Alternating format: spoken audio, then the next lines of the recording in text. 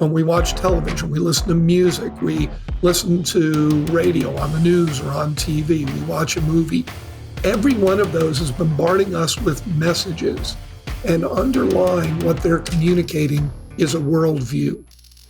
If we want to talk about the crisis in America, I know the border is a big deal. I know crime is a big deal. I know the economy is a big deal.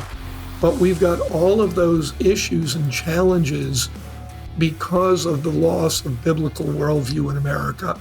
Amen. Everybody's got a worldview. You need one to get through the day. It's the filter that helps you make every decision you make. And if you don't like what's going on in the culture, it's because we're making bad decisions. Mm-hmm. And we're making bad decisions because our worldview is no longer God's way of seeing things, the biblical worldview. So worldview, I would say, really is the crisis of our time.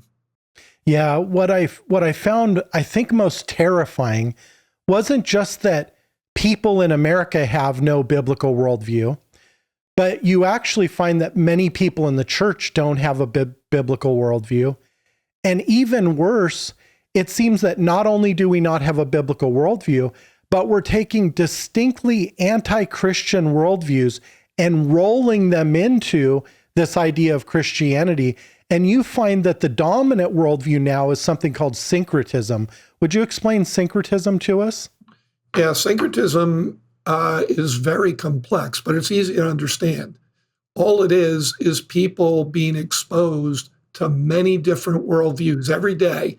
When we watch television, we listen to music, we listen to radio on the news or on TV, we watch a movie.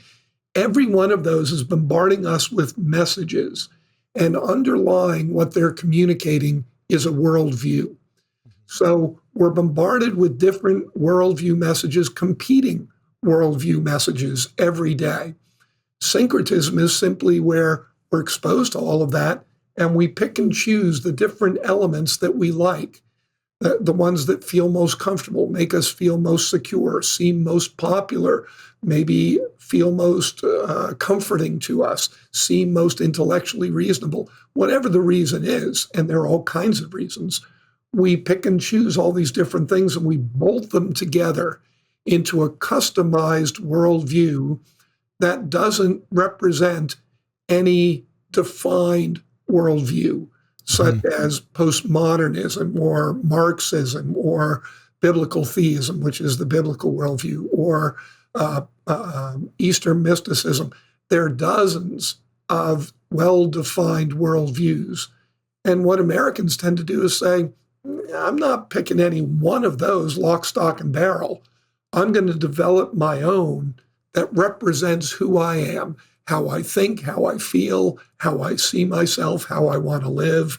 And then we run with that worldview. And because it doesn't reflect a well-defined worldview, it's simply a mishmash of all these different ideas. That's what's known as syncretism. This episode of Rapid Response was brought to you by CTC Math. Visit them at ctcmath.com today.